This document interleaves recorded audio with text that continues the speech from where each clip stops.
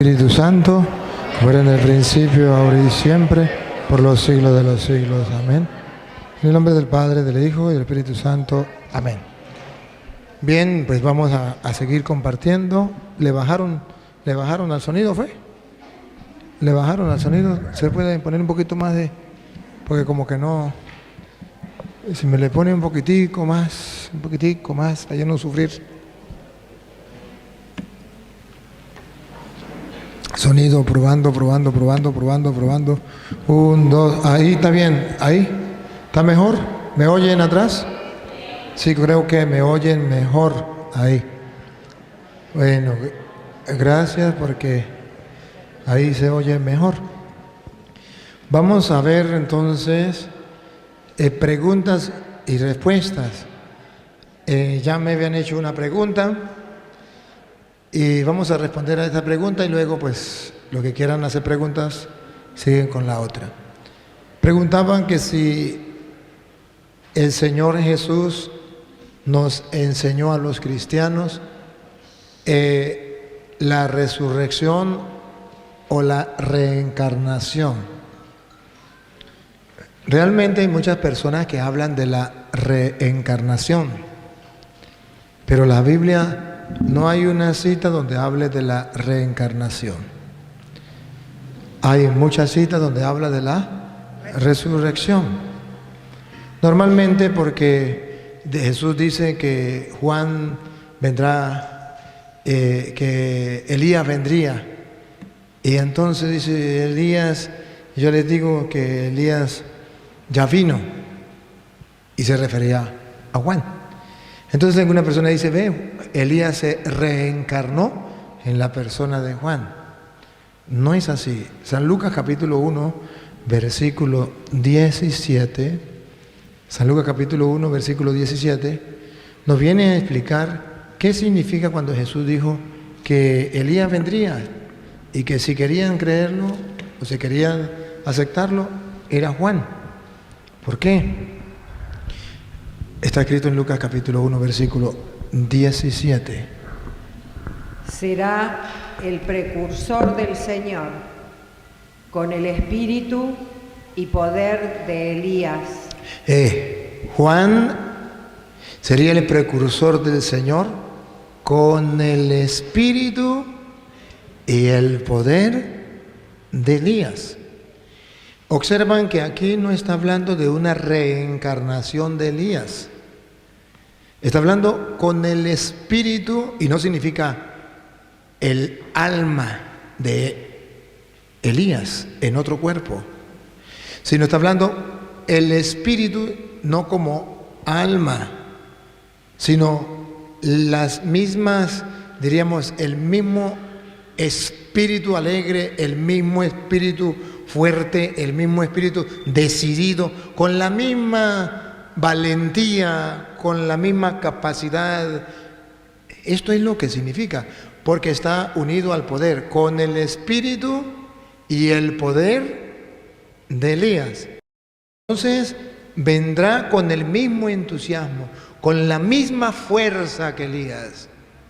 No está hablando de reencarnación, está mostrando el mismo que tenía Elías, lo traerá Juan Bautista cuando viene a abrirle el camino al Señor. Los que creen en la reencarnación, entonces dice, Juan es la reencarnación de Elías. No es la reencarnación de Elías. Es que viene a ser un profeta como lo fue Elías. Eso sí. O cuando usted ve una persona que es alegre, de repente conoce a su hijo y el hijo también es alegre. Es el mismo espíritu de la mamá, es del mismo espíritu del papá, o cuando al revés, cuando es amargado, uy, salió igualito el papá, el mismo espíritu del papá. No están hablando de que se reencarne, es una manera de expresar que tiene muchas cualidades, mucho parecido en el actuar, en el obrar, pero también en el poder, con el poder de Elías. ¿Por qué nosotros los cristianos no aceptamos la reencarnación? Primero, porque no hay una cita donde hable de la reencarnación. Jesús no se reencarnó, Jesús resucitó. La reencarnación es imposible porque en Hebreos capítulo 9, versículo 27, Hebreos capítulo 9, versículo 27, nos viene a hablar de una manera tan sencilla, tan clara, que no hay opción para creer en la reencarnación. Escuchamos. Los hombres mueren una sola vez. Repítalo. Los hombres mueren una sola vez. Yo no sé qué es lo que no entienden de una sola vez aquellos que hablan de la reencarnación. Yo no sé qué es lo que no entienden. Pero la Biblia es clara. Los hombres mueren una sola vez. Los gnósticos, los de la nueva era, andan diciendo que la reencarnación no existe, que el hombre muere una vez y otra, y muere 200 o 300 veces, y se convierte entonces en una piedra, en un pollo, en una gallina, en una vaca, en un cochino, en un sapo. A Petronilo le patina el coco, le patina el coco, le patina el coco. Los hombres mueren una sola vez. Otra vez, repítalo. Los hombres mueren una sola vez. No dice ni 2 ni 3, y después que muera. Y después viene para ellos el juicio. No dice los hombres mueren 10, 20, 50, 100 veces. Depende, y ahí se van purificando, y después que ya tengan una purificación, entonces ahí sí viene el juicio. Eso es doctrina diabólica. Se respeta. Pero los cristianos no podemos creer eso. Los cristianos creemos en la resurrección. Los muertos van a resucitar, no se van a reencarnar. Primera de Tesalonicenses, capítulo 4, versículo 13. Primera de Tesalonicenses, capítulo 4, versículo 13. Nos habla de la resurrección, mas no de la reencarnación.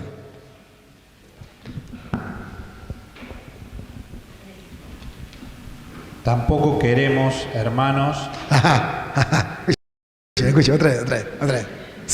Tampoco queremos, hermanos. Tampoco queremos, hermanos, que ignoréis. Que ignoréis, porque si lo ignoran, le van a caer a mentiras. Le van a meter gato por liebre, le van a meter doctrinas diabólicas. No queremos, hermanos, que ignoren acerca de los que duermen, acerca de los que se han muerto, los que duermen, para que no os entristezcáis, como los otros que no tienen esperanza. Como aquellos que no tienen esperanza y andan tristes porque su abuela se convirtió en una culebra o en una piedra, o porque está comiendo pollo y se está comiendo a su bisabuelo. Qué triste, tengo que comerme a mi bisabuelo. Qué grosería. No hay una manera de burlarse de los ateos, porque ellos no creen en Dios, no creen en la palabra de Dios, y como no creen en la palabra de Dios, se convierten en creyones, andan creyendo cualquier cantidad de tonterías y de mentiras que no tienen ningún fundamento bíblico. Repítalo, pero si quiere póngale un poquito más así a la voz, como así una voz de un hombre fuerte, grande. Tampoco queremos, hermanos, que ignoréis acerca de los que duermen, para que no os entristezcáis como los otros que no tienen esperanza. Ajá, siga. Porque si creemos que Jesús murió y resucitó... Aquí viene. No dice que Jesús murió y se reencarnó. Otra vez. Porque si creemos que Jesús murió y resucitó... Aquí no habla de reencarnación. Aquí habla de resurrección. ¿Qué es lo que creemos los cristianos? Que Jesús murió, que Jesús resucitó. Por tanto, así también traerá Dios con Jesús a los que durmieron en él. Así también ustedes y yo vamos a morir y vamos a resucitar. Los que creemos, a diferencia de los que no creen, que se vuelven creyentes creyendo en la reencarnación. ¿Y cuánta gente anda con esa tontería? Entonces venga para hacerle retroceder 20 vidas atrás. 20 vidas atrás. Y usted sabe que usted encuentra una persona y usted dice, esta persona yo como que la he visto, pero usted nunca la ha visto. Eso fue que la vio en la vida, en las... Vivimos, que habremos quedado hasta la venida del Señor, no precederemos a los que durmieron. Porque el Señor mismo, con voz de mando, con voz de arcángel y con trompeta de Dios, descenderá del cielo y los muertos en Cristo resucitarán primero. Resucitarán. Reencarnación por ningún lado. Ahora mire cómo Pablo le escribe a los Corintios, 1 Corintios capítulo 15, versículo 12 en adelante. 1 Corintios 15, 12 en adelante. Habla de la resurrección. Y aquí dice, el fundamento, la base de la fe del cristiano está no en la reencarnación, sino en la resurrección. Escuchémoslo. 1 Corintios capítulo 15, versículo 12 en adelante. Pero si se predica de Cristo, si no hay resurrección de muertos, tampoco Cristo resucitó. Y si Cristo no resucitó, vana es entonces nuestra predicación, vana es también nuestra fe. Vana también nuestra fe. Si no existe la resurrección, nuestra fe es vana. Entonces aquí no da pie para reencarnación. Aquí está claro, un cristiano va a predicar la resurrección y va a creer en la resurrección. Si anda creyendo en la reencarnación, no es cristiano. No es creyente, es creyón.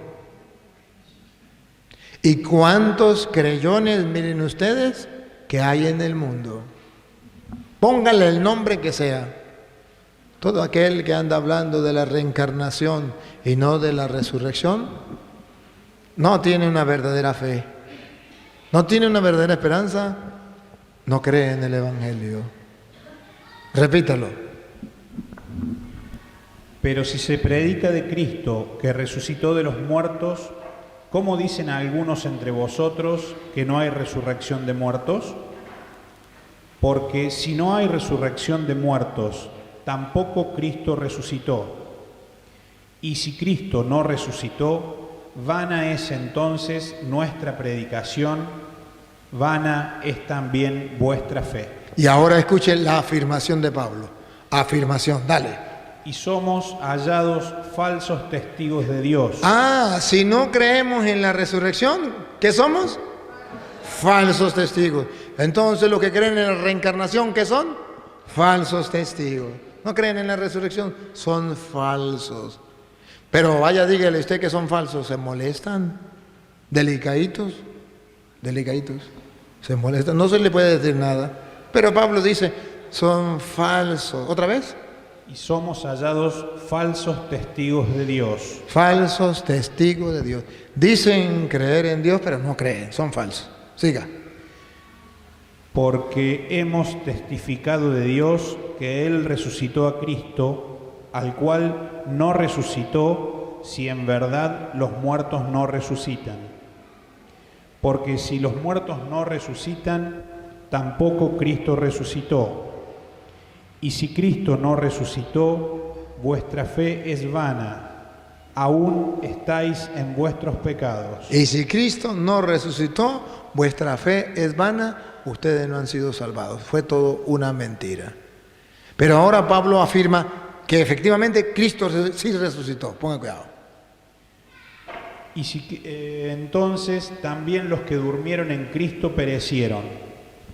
Si en esta vida solamente esperamos en Cristo, somos los más dignos de conmiseración de todos los hombres. Si solamente tenemos la fe puesta aquí en esta tierra, no creemos en la resurrección, somos los más dignos de lástima. Siga.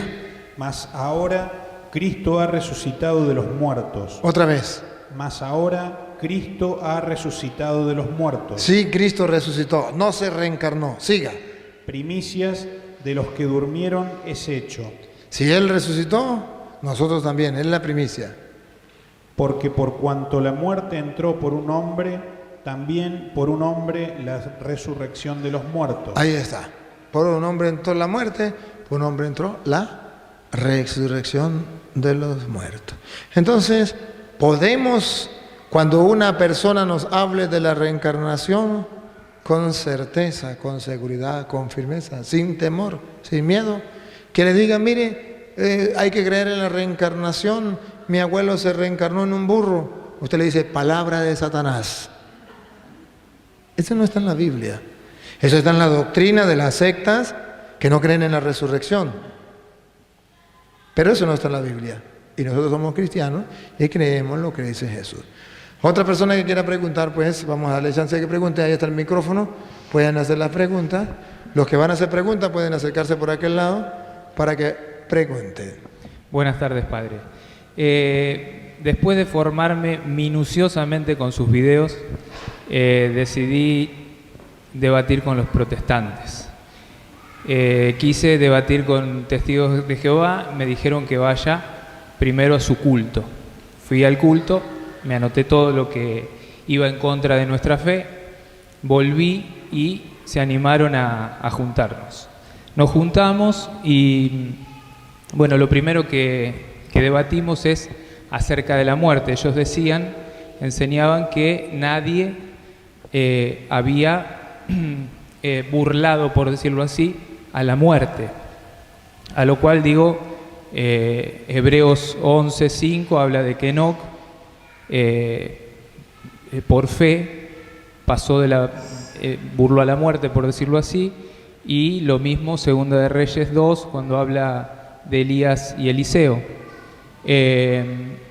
Charlando de esto, el testigo de Jehová me saca la cita de el Evangelio según San Juan, capítulo 3, versículo 13, donde dice que Jesús está hablando con Nicodemo y le dice que nadie ha subido al cielo sino el Hijo del Hombre que bajó del cielo. La pregunta sería, porque bueno, después fuimos a la transfiguración, donde está Elías y Moisés, mostrándole de que Elías y Moisés verdaderamente estaban en la gloria de Dios. La pregunta sería, ¿cómo mostrarles concretamente que Elías, Moisés sí estaban en el cielo?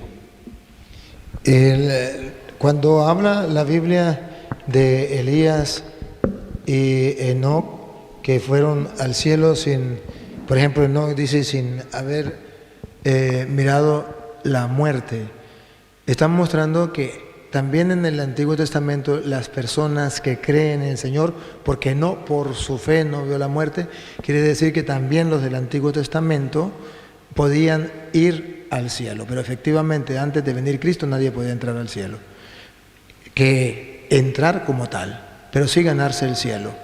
Estaban esperando. Por eso usted verá que en Hebreos capítulo 12, versículo 22, va a hablar tanto de los del Antiguo Testamento como de los del Nuevo Testamento y los pone por separado, los que pueden entrar al cielo. ¿Por qué los pone por separados?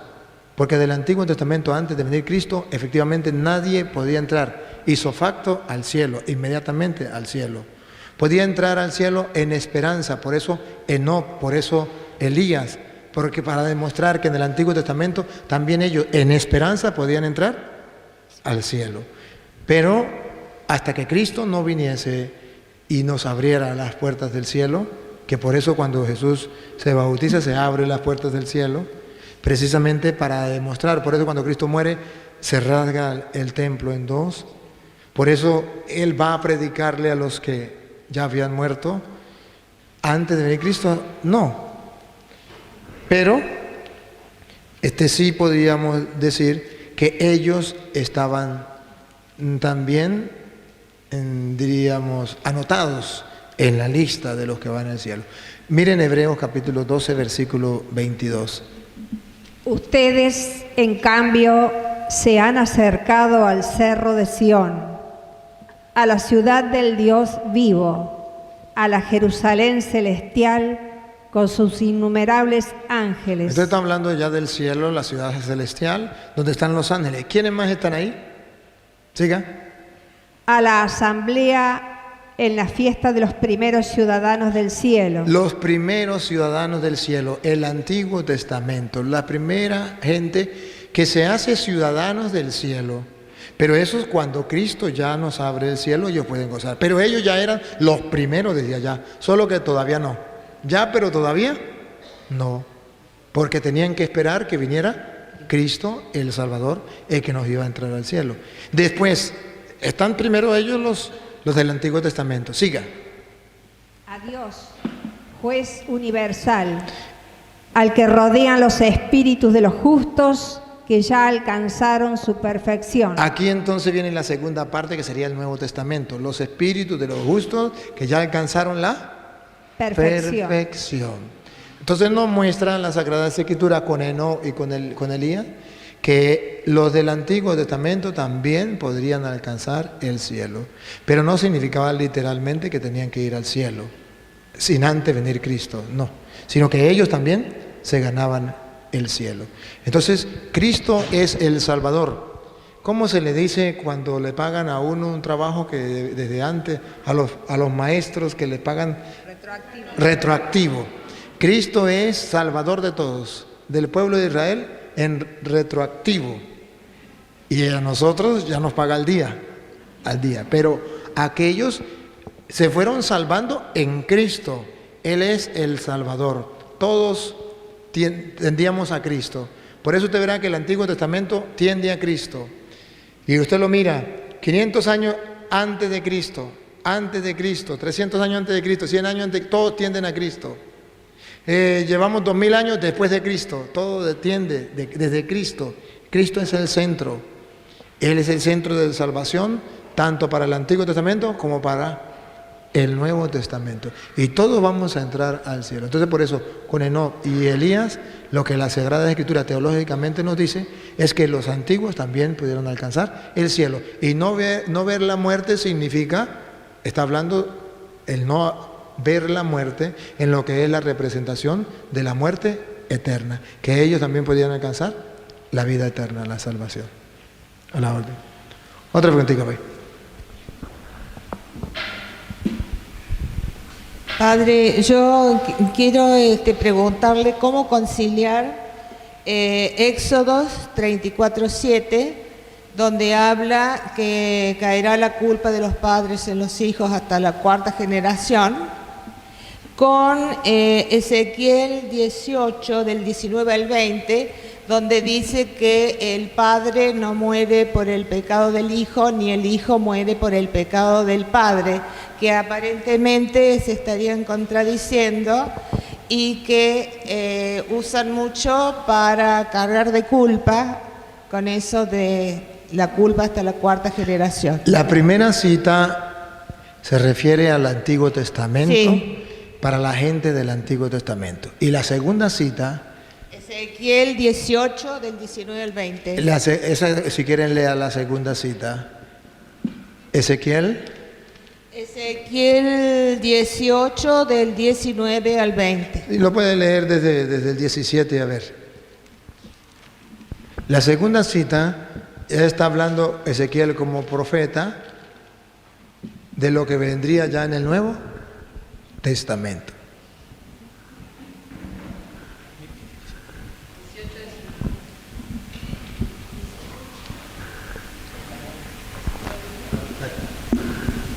Ustedes me preguntan, ¿por qué el hijo no carga con el pecado de su padre?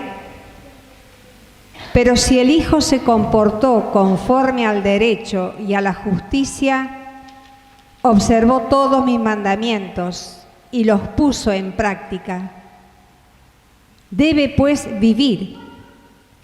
quien debe morir es el que peca. El Hijo no carga con el pecado del Padre, y el Padre no cargará con el pecado del Hijo. El mérito del justo le corresponderá solo a él, y la maldad del malo solo a él. Esto es la profecía. Aquí marca las dos pautas. Antes, en el Antiguo Testamento, sí se corría eso, de la maldad de los padres iba para con los hijos. El profeta Ezequiel, en profecía, mirando ya el Nuevo Testamento y la venida del Mesías, ya cuando viene Jesús, ya cada quien paga por lo suyo. Por eso, nosotros creemos en una sanación intergeneracional, que a veces algunas personas lo confunden. Y dice, vamos a hacer una oración intergeneracional o una misa por los pecados intergeneracionales. Es decir, para no cargar las culpas de nuestros padres. Eso no existe en el Nuevo Testamento. Existe oración intergeneracional y misa intergeneracional, no para no cargar el pecado, sino que los pecados de nuestros padres, ellos los pagan y nosotros los de nosotros. Pero al ellos cometer ese pecado, nosotros nacemos con inclinación a ser como ellos. Ahí es donde viene a formar parte o donde surge efecto la oración intergeneracional o la misa por sanación intergeneracional. Pero no confundir que eso, la oración o la misa, es para que Dios no nos castigue por los pecados de nuestros padres. Error, error, error. Eso era en el Antiguo Testamento, ya en el Nuevo Testamento lo había profetizado Ezequiel, eso no es así. Pero sí para que se rompa la cadena, porque si mi bisabuelo era un borracho, mi abuelo era un borracho, mi papá era un borracho, ¿qué es lo más común que pueda hacer yo? Un borracho. Obligatoriamente no, pero sí voy a estar inclinado a eso. ¿Qué tengo que hacer? Pedirle a Dios, Señor, rompe esa cadena.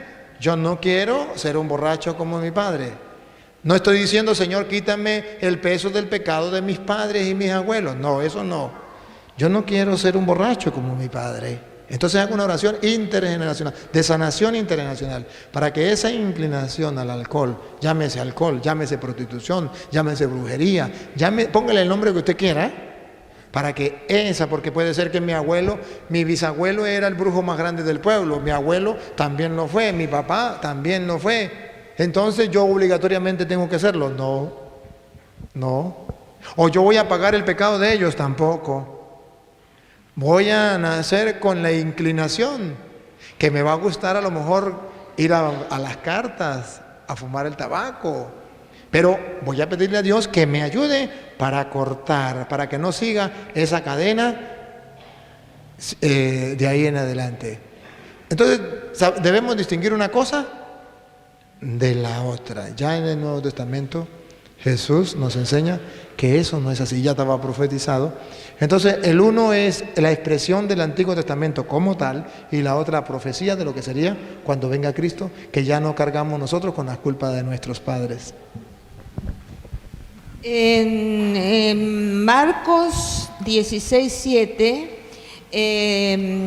dice que el último capítulo, que se aparece el ángel y le dice que Jesús va hacia Galilea, vayan ellos hacia allá, que allí los espera. Pero en Hechos 1:4 le dice que permanezcan en Jerusalén. A mí siempre me ha quedado esa duda. ¿La primera dice qué? Marcos 16:7 se le aparece el ángel a María Magdalena y le dice que que le diga a los apóstoles que vayan a Jerusalén, que él va a ir delante de ellos. No sé si la quieren leer. Sí. Y en Hechos les pide que se queden en Jerusalén hasta la venida del Espíritu Santo. O sea que es como, no sé, distintas... Jerusalén es la representación del lugar sagrado del templo, el lugar de Dios. Cuando se habla de Jerusalén, esa de Jerusalén es una manera simbólica también de decir que nosotros tenemos que mantenernos junto a lo sagrado, junto a Dios. Jerusalén era el centro religioso, era el centro que representaba a Dios. Sea que vaya a Jerusalén o sea que se mantenga en Jerusalén, es decir, que no sea parte de Dios, que tenemos que buscar a Dios. Es lo que nos pide Dios, Jesús, que usted y yo siempre estemos en Jerusalén, en las cosas de Dios, en las cosas sagradas. No nos apartemos de Dios. La última, Padre, ¿qué Biblias usted recomienda? Normalmente para estudio, la Biblia de Jerusalén de estudio es la mejor para estudio. Pero si es para la lectura normal, común, a mí me encanta, respeto otras opiniones, la latinoamericana. Me encanta porque es la más sencilla, es la más criolla, es un lenguaje del común de los mortales. No así la Jerusalén es el lenguaje más duro, más difícil. Pero el lenguaje, para que la gente lo entienda con más facilidad, la Jerusalén me encanta. La latinoamericana. La de Jerusalén para estudio es la mejor.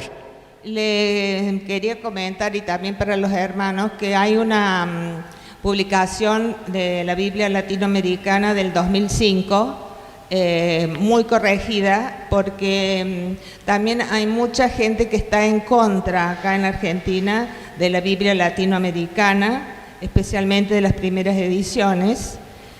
¿Por qué? Por la teología de la liberación, porque en las primeras ediciones había algunas fotos,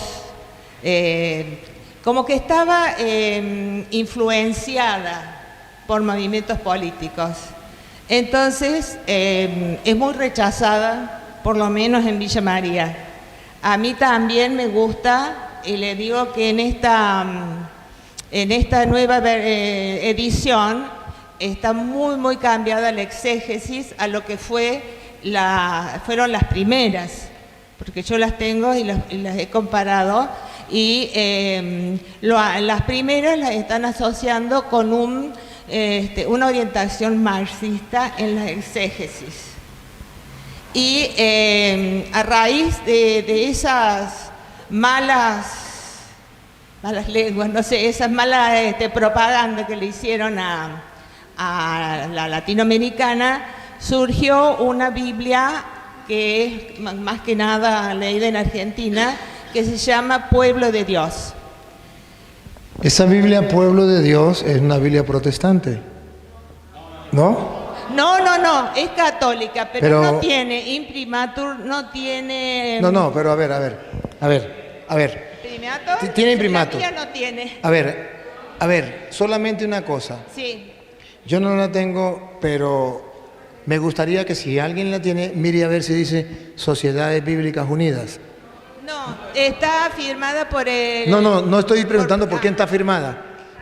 No estoy preguntando por quién está firmada. Estoy preguntando si dice Sociedades Bíblicas Unidas. ¿No? ¿No? ¿Sí?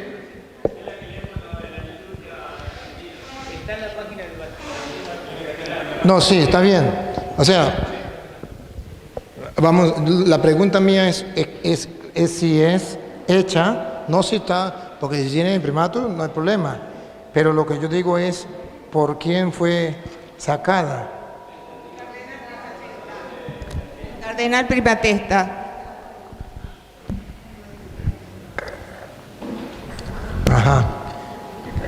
Tampoco tiene de qué idioma fue traducido, por lo menos la que yo tengo. Ajá.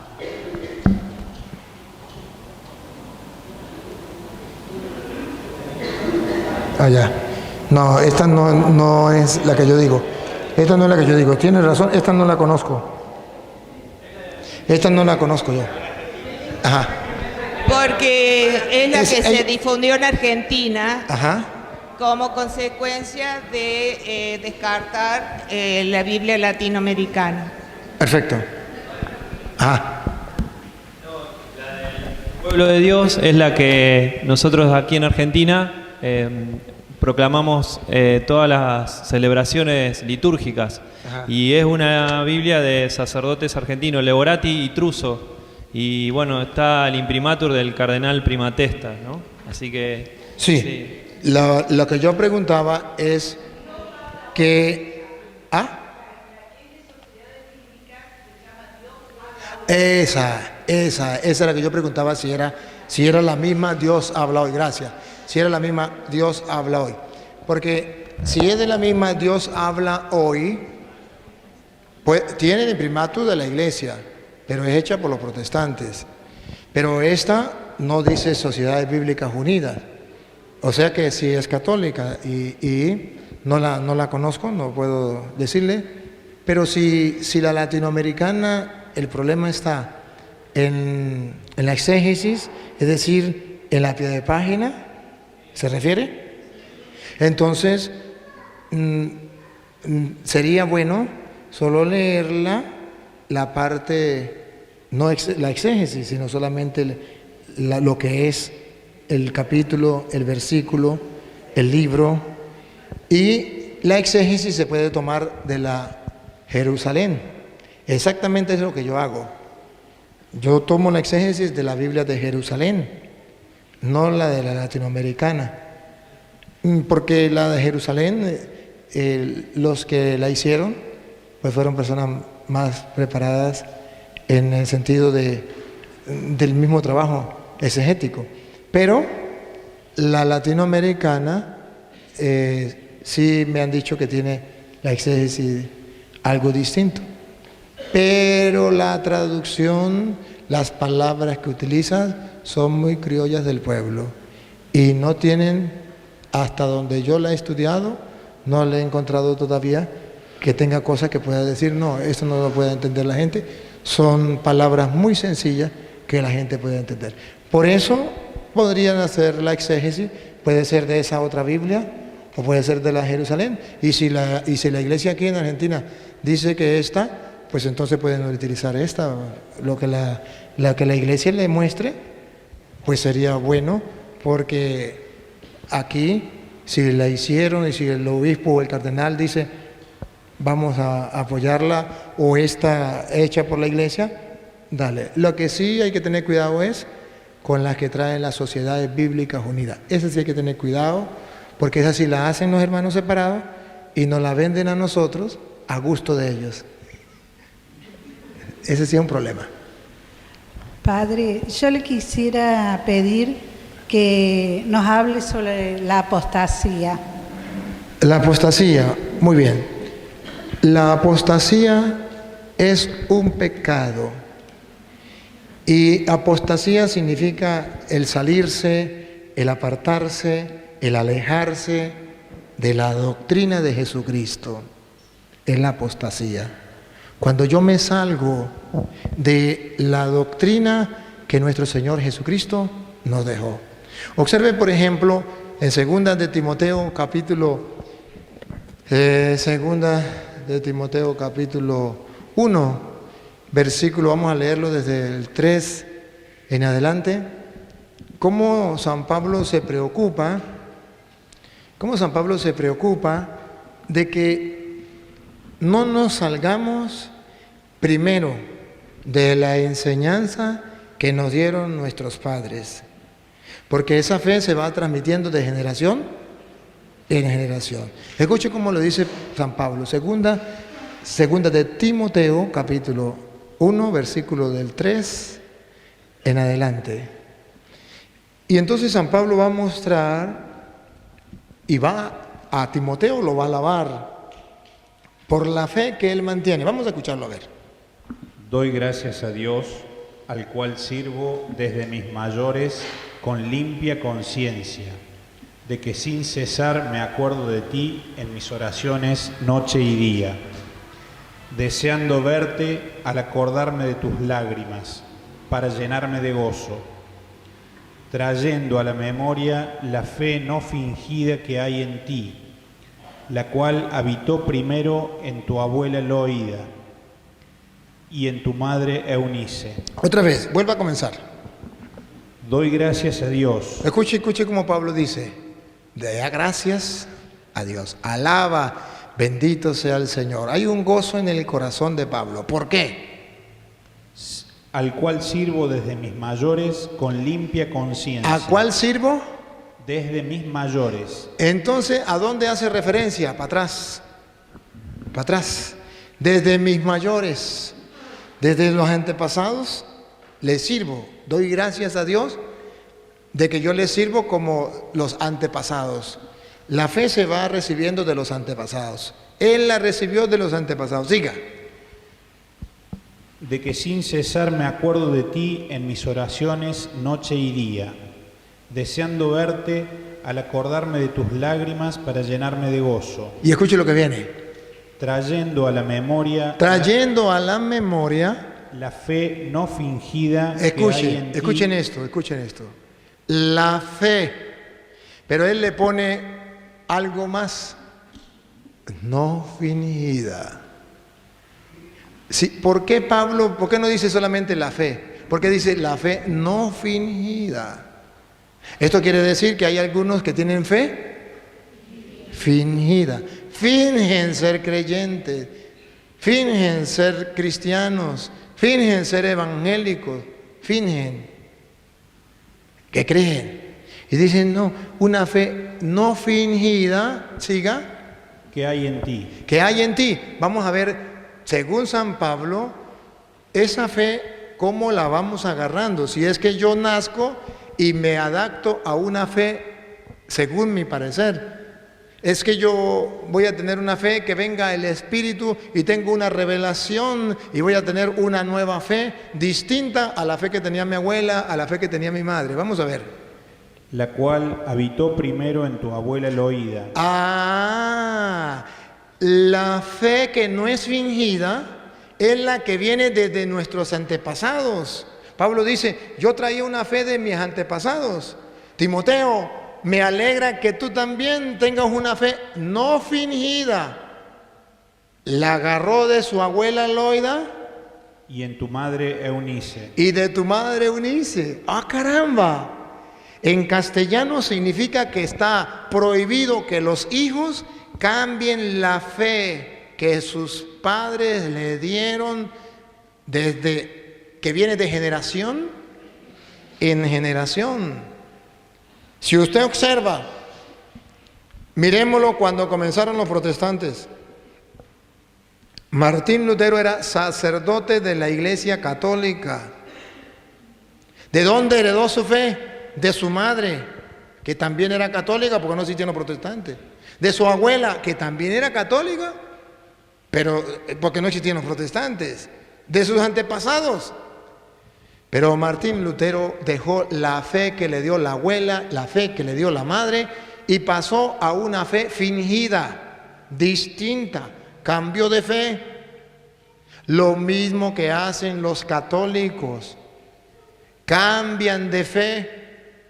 Ustedes se dan cuenta que muchas personas llegan a la casa de la mamá y le dicen, quiten todos esos matachos, quiten. ¿Y usted qué le pasó? Ahora me metí en evangélico. Pero esa no fue la fe que le dejó su abuela, que le dejé yo, a mí qué me importa. Ahora me convertí. Pero dígame, ¿en qué se convirtió? En un apóstata. En alguien que reniega de la fe no fingida que le dieron sus abuelos, que le dieron sus padres. Y en sí los protestantes se convierten, pero el problema es que no dicen en qué se convierten. Y el católico tiene que saber entender cuando ellos dicen, yo me convertí, usted tiene que saber que sí se convirtió en apóstata. Y cuando ellos le dicen, conviértese, usted dice, ¿y de qué quiere que me convierta? Le decía un protestante, un pastor me decía, cura, conviértese. ¿Y qué quiere que me convierta?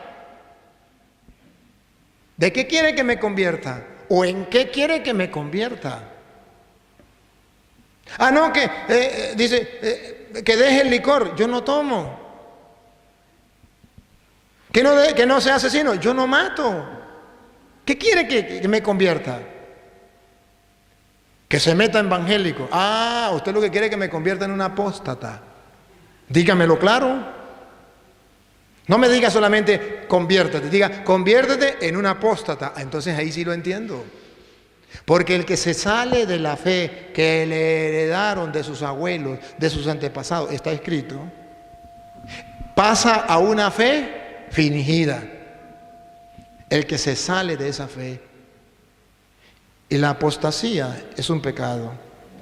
Y ya Pablo viene alabando a Timoteo porque él mantiene la fe de su abuela, mantiene la fe de su madre y que él la vive. Y le podría preguntar a la mayoría de protestantes, ¿usted guarda la fe de su abuela, la fe de su madre, como dice las Escrituras?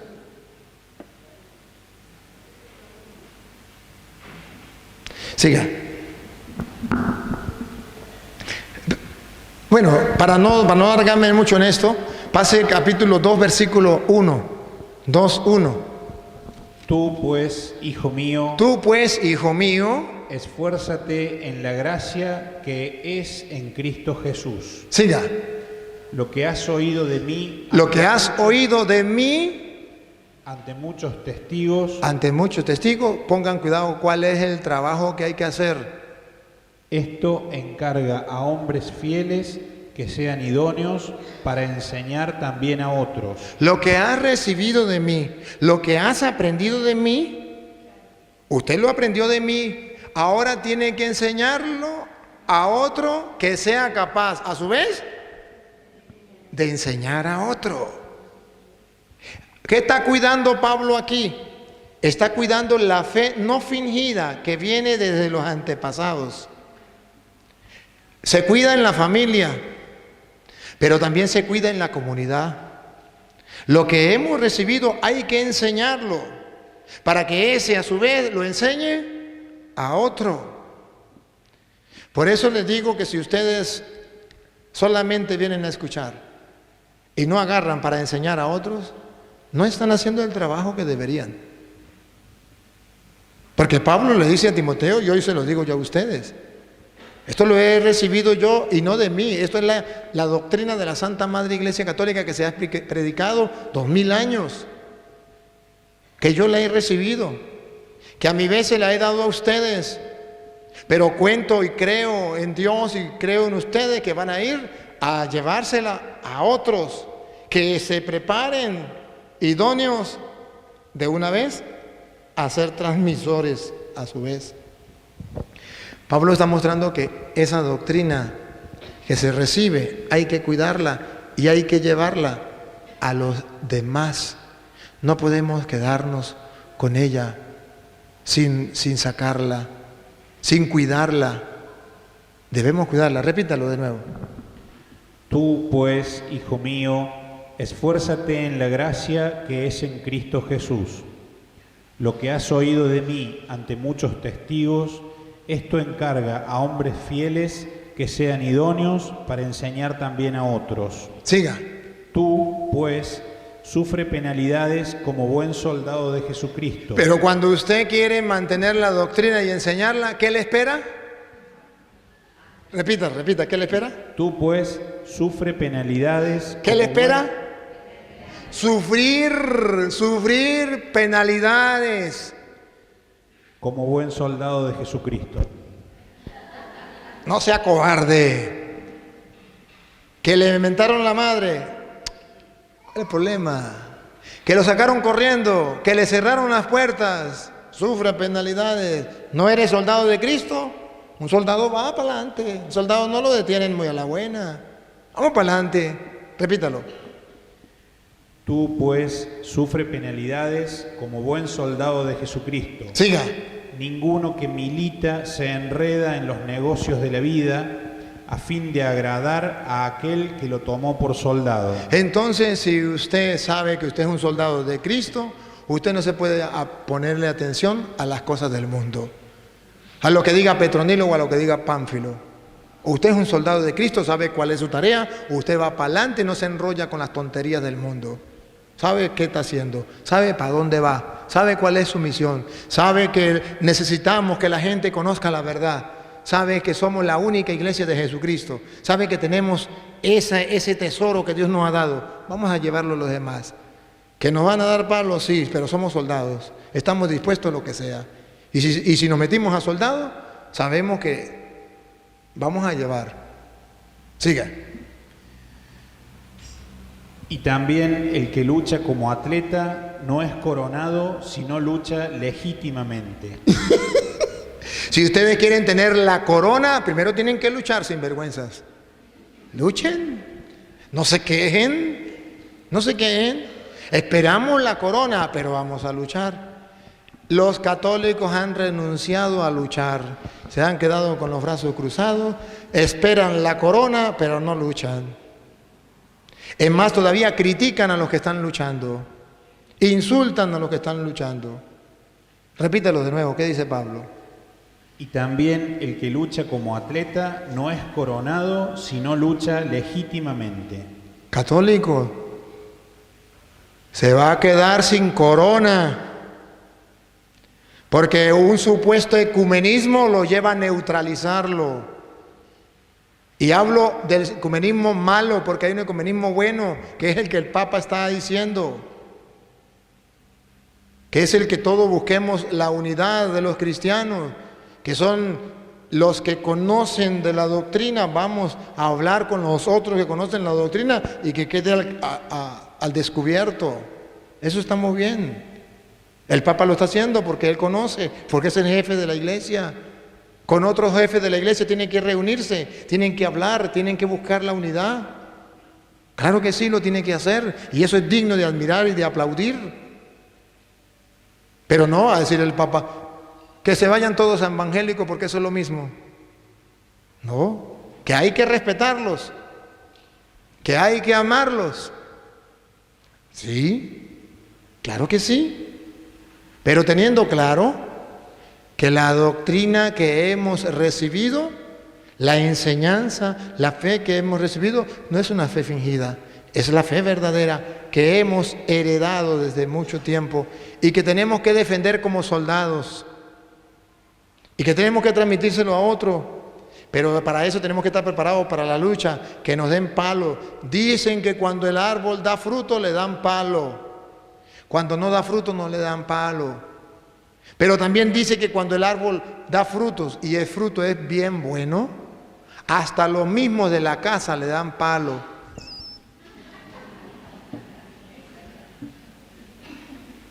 Usted católico, si no quiere que le den palo, pues no dé fruto. Pero si usted da fruto, le dan palo. Y si el fruto es bueno, hasta los mismos católicos le darán palo. Si quiere, pregúntenme a mí. Sí. Si supieran que a mí los que menos me han dado palos son los protestantes. Me mientan la madre, me insultan, pero de ahí no pasa. A mí laicos me han sacado de la iglesia. Estando la iglesia full, ha llegado un laico, se larga de aquí o le pago la luz y le cierro la puerta. Sálganse todos, porque Él es el que manda, porque Él es el Dios de ahí, de esa iglesia. A mí me lo han hecho los laicos, porque le dieron un puesto. Y yo, pollo peletas, donde no te reciban, no te metas. Me voy. Listo, no hay ningún problema. Pero tenemos que pasar por ahí. Tenemos que pasar por ahí. Y es triste. Y es triste. Pero San Pablo lo expresa de una manera tan sencilla. Viene la fe de los abuelos, viene la fe en la comunidad. Pero para llevar esa fe tenemos que luchar, tenemos que ser soldados de Cristo. Tenemos que estar dispuestos a competir en la carrera para recibir, en la lucha para recibir la corona. Los católicos quieren recibir corona y no han luchado. ¿Contra quién han luchado? Contra nadie. Los católicos ahora son frescolita. ¿Han visto los católicos queriendo llevar el evangelio de verdad? ¿Qué? Los católicos dicen, me voy de misión, y van es de visitadores sociales. Visité una casa, visité 100 casas. ¡Ah! Petronila, la máxima evangelizadora, visitó 100 casas. A Petronilo le patina el coco, le patina el coco, le patina el coco. Eso se llama visitador social. Y el que visite más casas, ese tiene mejor puntuación. Y el que predique la palabra de Dios, con ese no voy yo, porque ese es lo que usted perder tiempo. Imagínese, la pasa perdiendo el tiempo. Y llega a una casa y se pone a predicar la palabra de Dios. Visitó nomás 5 casas, mientras que doña Pánfila visitó 200 casas. Imagínese usted. Sí, doña Pánfila fue una visitadora social. Y este que era un predicador de la palabra de Dios, eso a usted no le sirve. Así estamos en la Iglesia Católica. Así estamos. Nadie quiere predicar el Evangelio.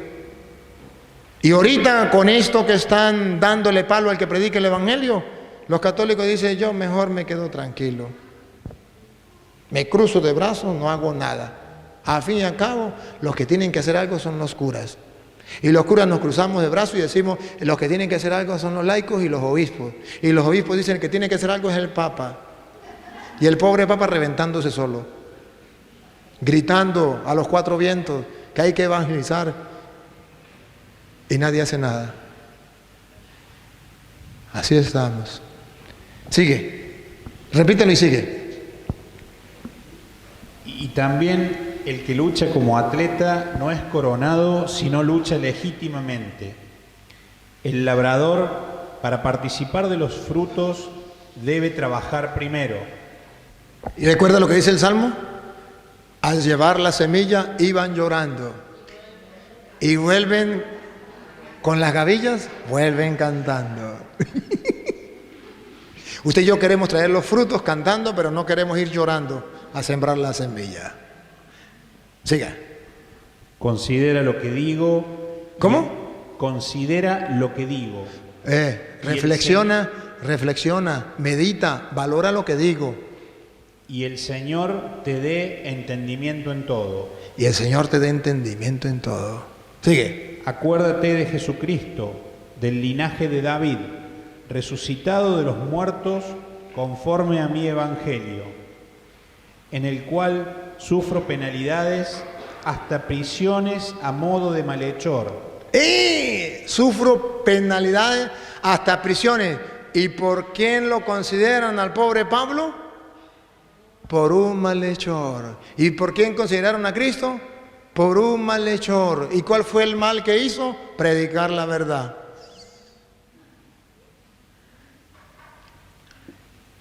Si eso hicieron con el leño verde, ¿qué no harán con el seco? Creo que está en Mateo 10, 28. ¿Qué dice usted ahí que está leyendo? A ver, ¿qué dice Mateo 10, 28 por ahí? Creo que está por ahí. Si no está, pues se lo quedamos debiendo. Pero no me pierda dónde íbamos. ¿Qué dice el 28? Desde el 26 fue. Así pues, no les tengan miedo. Desde el 24. ¿Cuál versículo está leyendo? Lea el 24, a ver. El discípulo no es más que su maestro. Esa es, el 24. 10:24. Otra vez, niña. El discípulo no es más que su maestro. Que se acerque más el micrófono para que la gente le escuche. El discípulo no es más que su maestro. ¿Acaban de oír? El católico no es más que Cristo. El discípulo no es más que su maestro. Siga. Ni el siervo más que su Señor. Ustedes y yo no somos más que el Señor. ¿Por qué dice Mateo esto? Siga. Basta con que el discípulo sea como su maestro. Ajá, ¿y qué nos quiere decir, Señor? Siga. Y el siervo como su Señor. Ajá, dale. Si al dueño de casa lo llamaron Belcebú. Si al dueño de casa, a Cristo, lo llamaron Belcebú, al padre Luis Toro, ¿cómo lo van a llamar? ¿Cuánto más a los de su familia? Niña, póngase más el micrófono cerca. ¿Cuánto más a los de su familia? Si a Cristo, el santo que no tenía pecado, el que predicaba la verdad, le llamaban Belcebú, lean los mensajes cómo me llaman los protestantes a mí. ¿Saben cómo me llamó uno? Me colocó 667 y decía, el número de la bestia es 666. Este cura es el 667. Se pasó de bestia.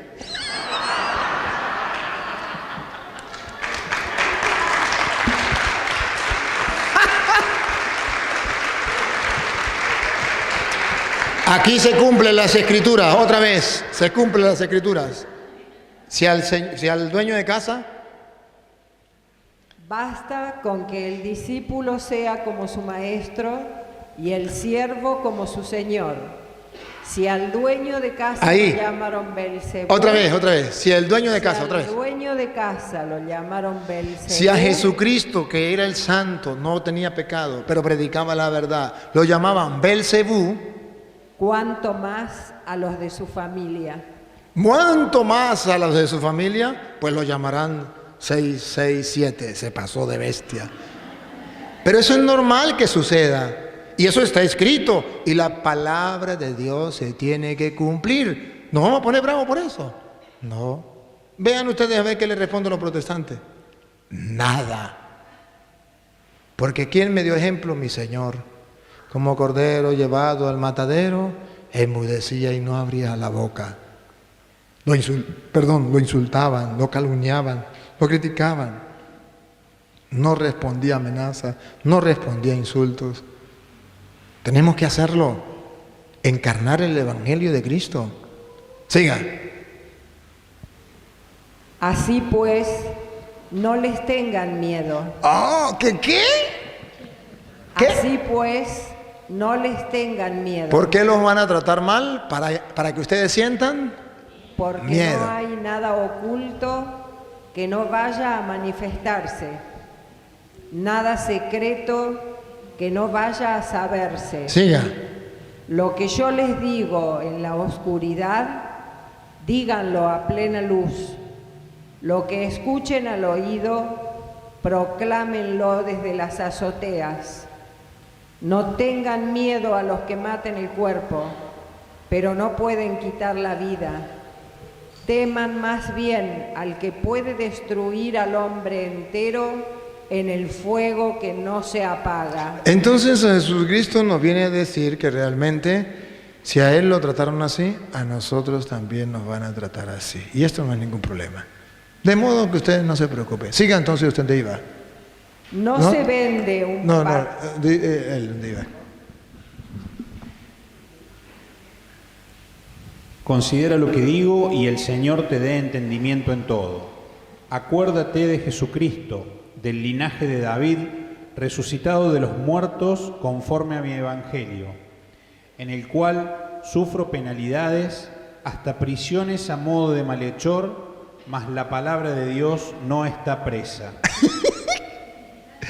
Pueden hacer lo que sea, pero la palabra de Dios no está presa. Ya está en YouTube. Brinquen, digan lo que sea, pero esa está dando ya vueltas, está sembrándose y no volverá con las manos vacías, sin que haga lo que tiene que hacer. Pueden meterlo preso a él, pero su palabra sigue. No pueden meter preso a nosotros, pero la palabra sigue. No pueden quitar la vida, pero la palabra sigue. Y si los quitan de YouTube, queda en la mente y en el corazón de ustedes. De ahí no lo pueden arrancar. Siga. Por tanto, todo lo soporto por amor de los escogidos, para que ellos también obtengan la salvación que es en Cristo Jesús con gloria eterna. Soporto todo lo que sea con tal de llevar a los hermanos a la salvación, a la vida eterna. ¿Ven el pensar de Pablo? ¿Será ese mismo pensar el del católico? No.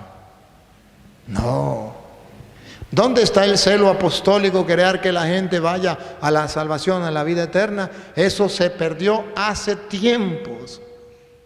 ¿Dónde están aquellos que quieren sufrir para, no importa lo que tenga que pasar, pero yo quiero que la gente se salve y llegue al conocimiento de la verdad? Eso se perdió hace tiempo. Y por eso Pablo viene a decir allá, ahí mismo en 2 de Timoteo estamos en 2 de Timoteo capítulo 4, versículo 1.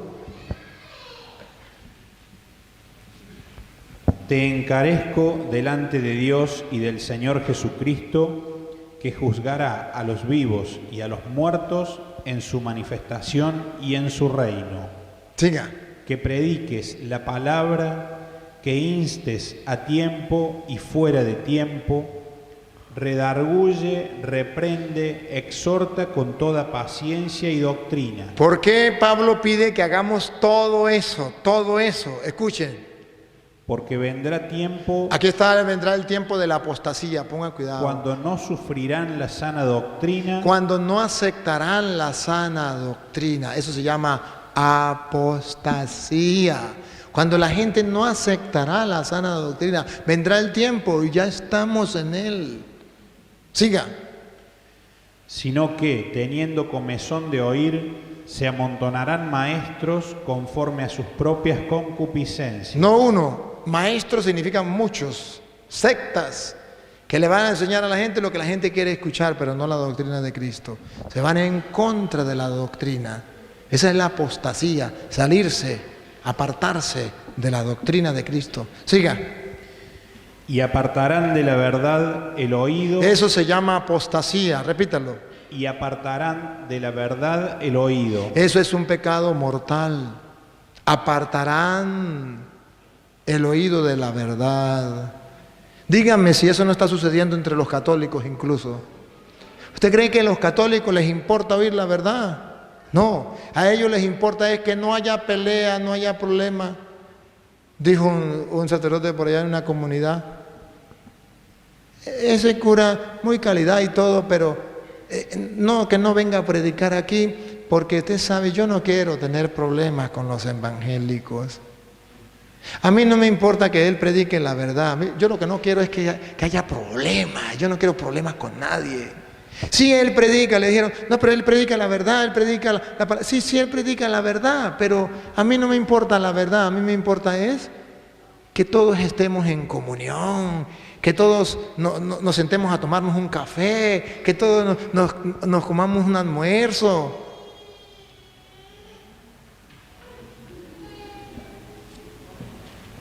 Hasta los curas estamos apartando el oído de la verdad. Repítalo. ¿Un tiempo vendrá? O lo último que leyó. Y apartarán de la verdad el oído y se volverán a las fábulas.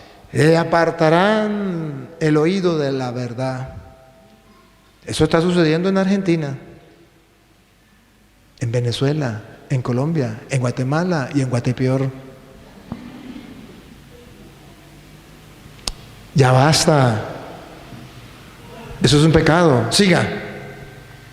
Pero tú, sé sobrio en todo. Sé sobrio en todo. Soporta las aflicciones. Soporta las aflicciones. Haz obra evangelista. ¿Cuál es el trabajo que hay que hacer? Evangelizar. Hazlo. Ponte a evangelizar. Que los otros no quieran, ponte a evangelizar. Que los otros apartaron el oído del evangelio, de la verdad, tú no. Comienza a evangelizar. Siga. Cumple tu ministerio. Cumple tu ministerio. Que no se lo agradezcan, que no le aplaudan, que no le paguen. A mí qué me importa. Cumple tu ministerio. Arriba hay un Dios que para abajo mira. Entonces, queridos hermanos, la apostasía es el pecado de apartarse de la doctrina. Y termino este pedacito diciendo primera de Timoteo, capítulo 4, versículo 1. Primera de Timoteo 4:1, donde explica más, en la Reina Valera, explica claramente. Pero el Espíritu dice claramente que en los postreros tiempos algunos apostatarán de la fe. Aquí está la apostasía, apostatarán de la fe. La fe que le dio la abuela, la fe que le dio la madre, la rechazan. La fe que venía en su iglesia, la rechazan. Siga. escuchando a espíritus engañadores. Ah, con la excusa de que le habló un espíritu. Sí le habló un espíritu, pero subrayen, ¿un espíritu? Y doctrinas No, espíritu. engañadores. Espíritus engañadores. Por eso cada secta, cada pastor protestante dice, a mí me habló un espíritu. No lo nieguen. Sí le habló un espíritu. ¿Qué espíritu? Engañador. Espíritu. Engañador. Es que usted no le escucho. Engañador. Espíritus engañadores. Y como son espíritus engañadores, ¿a dónde van a parar? Dale. Y a doctrinas de demonios. Van a parar a doctrinas de demonios. ¿Y quién hace ese trabajo? Ponga cuidado. A ver si es el diablo que hace el trabajo. Como son doctrinas de demonios, o sea que el diablo va a venir a darle doctrinas de demonios. No, el diablo no. ¿Quién es? Por la hipocresía de mentirosos. Por la hipocresía de mentirosos. Y se ponen bravos cuando yo les digo mentirosos. ¿Y por qué no se ponen bravos con Pablo? ¿Es palabra de Dios? ¿Es palabra de Dios? Por la hipocresía, le está diciendo hipócritas, fariseos, le está diciendo mentirosos. Pero no les gusta que los descubran. No les gusta. Bueno, eso es para responder a su pregunta. A otra pregunta, pues. Sí, padre. Yo con la Biblia latinoamericana he podido evangelizar, porque uno de los defectos que yo misma he cometido, porque he sido catequista desde jovencita, era moralizar. Teníamos unos libros y ahí era el primer mandamiento, los preceptos, esto, lo otro, pero la Biblia... Incluso a mí a los 20 años recién me autorizaron a leer la Biblia, porque no nos permitían leer la Biblia. No sé las personas mayores si se acuerdan, pero yo, con la Biblia latinoamericana, que tiene un lenguaje muy claro, muy sencillo, que llega a la gente, he podido hacer que la gente conozca la Biblia. Porque a mí me decía uno de los chicos que yo he criado, yo me crié con la Biblia bajo el brazo, pero nunca supe lo que decía adentro. Entonces yo dije, yo no voy a dejar un día de hablar con alguien sobre la Biblia. ¿Qué dice la Biblia? Usted viene con un problema y quiere que yo le ayude, que yo le acompañe en su problema. A ver qué dice la Biblia. Y vamos a leer juntos, y vamos a ver, y bueno, vamos a ver qué nos dice Dios a través de esto que Él mismo escribió, porque nosotros andamos por el libro de fulano, por el libro de Mengano, y la palabra de Dios allá.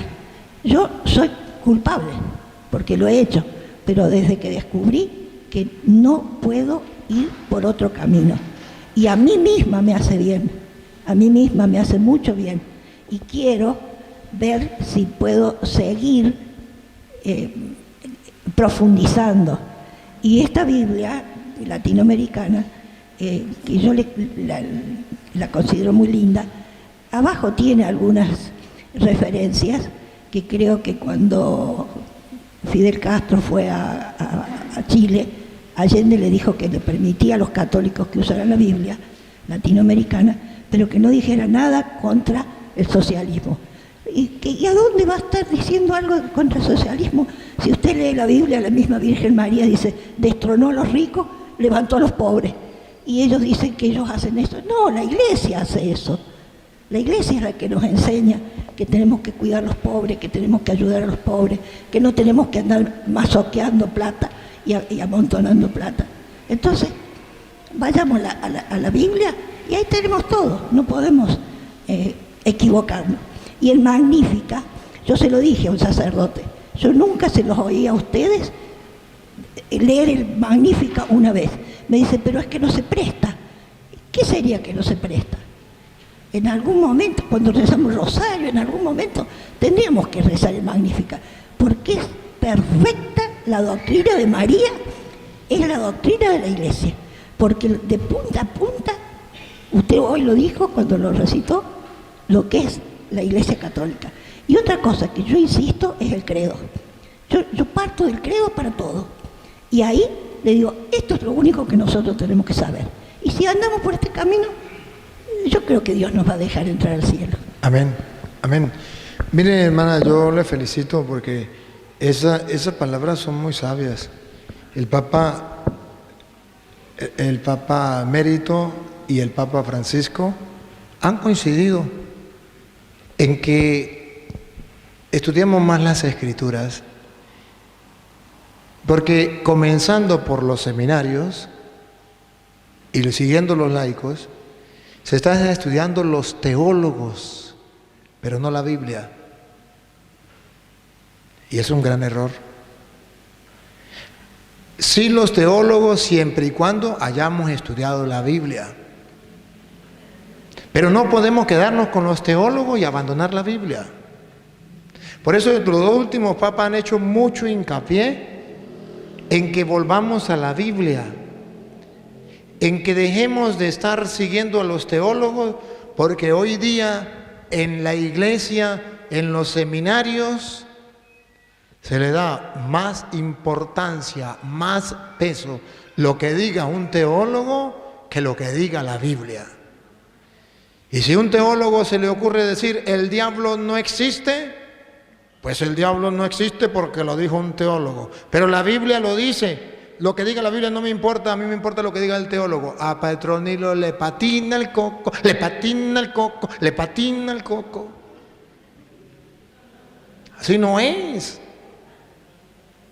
Si yo estudio las Escrituras, voy a encontrarme con las Escrituras y voy a dejarme guiar de los teólogos. Pero voy a diferenciar al teólogo que me lleva por el buen camino y al teólogo que me lleva por el mal camino. Yo tuve un sacerdote teólogo.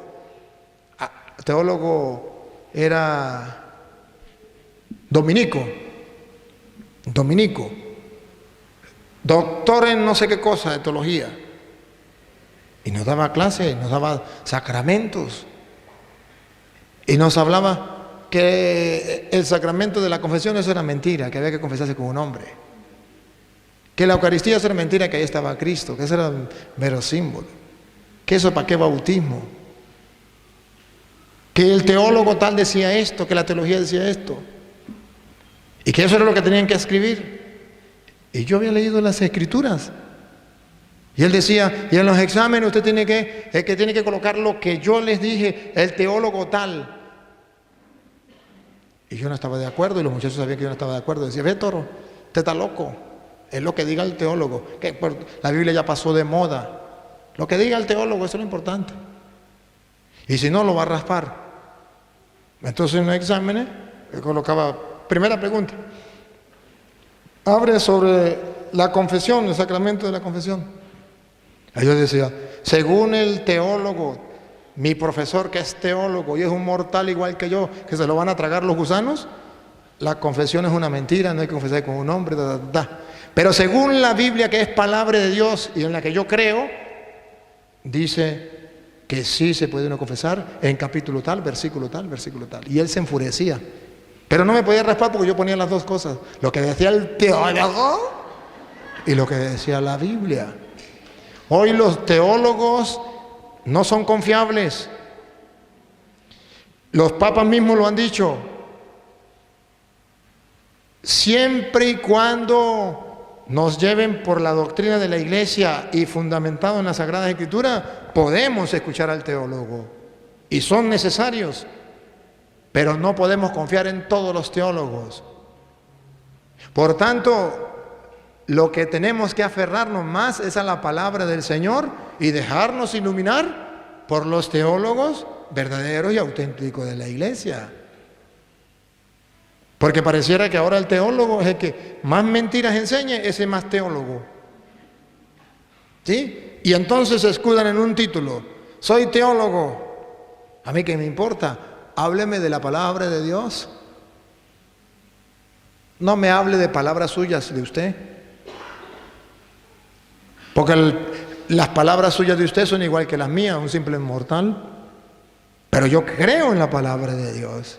Y hace falta que ustedes y yo tengamos como fundamento las Sagradas Escrituras. Y desde allí hagamos la teología. Y desde allí le creamos a los teólogos que están según la doctrina de la Iglesia, que están según el magisterio de la Iglesia, que están según las Sagradas Escrituras. Pero no aquel teólogo que traiga un título y que hay muchos teólogos de puro bla, bla, bla, bla. Yo me les río en la cara. Me les río. Porque esos son mortales. Son inventos de hombre. Y sí, le decía lo del Magnífica, ojalá sería muy bueno que después del Santo Rosario se rezara el Magnífica, se cantara el Magnífica. Incluso después de la misa se podría rezar al final como oración a la Virgen María. Sería muy bueno. Cuando ustedes sean sacerdotes, háganlo. Ya se nos acabó el tiempo. ¿Sí, no? Se nos acabó el tiempo, ya dice que el avión va saliendo. Entonces, ¿me deja el avión? ¿Qué vamos a hacer? Vamos a darle gracias al Señor. Padre omnipotente, te damos gracias porque en tu infinito amor nos ha permitido estar compartiendo tu palabra. Recibe la alabanza, adoración y gloria que solo tú mereces, pues solo tú eres Dios. Felices y orgullosos nos sentimos de ser tus hijos. Y te pedimos, Señor, que todos nosotros nos dejemos guiar de tu palabra. Que los hermanos separados puedan conocer la verdad, vuelvan a tu iglesia, la única que tú fundaste, haya un solo rebaño bajo un solo pastor. Y a ti, oh Dios, que quiere que todos los hombres se salven y lleguen al conocimiento de la verdad, a ti sea la gloria, el honor, el poder, la adoración por los siglos de los siglos. El Señor esté con ustedes.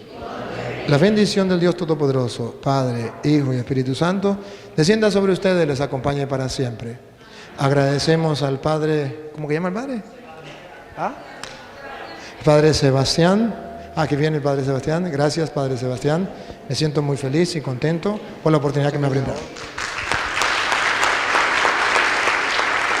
Y también al Padre, ¿cómo que le llama el Padre que nos acompaña? ¿No? Pero Padre, gracias. No me acuerdo el nombre suyo, pero Roberto. Padre Roberto, gracias por acompañarnos también. Y gracias a todos ustedes, hermanos. Vamos a darle la palabra al Padre.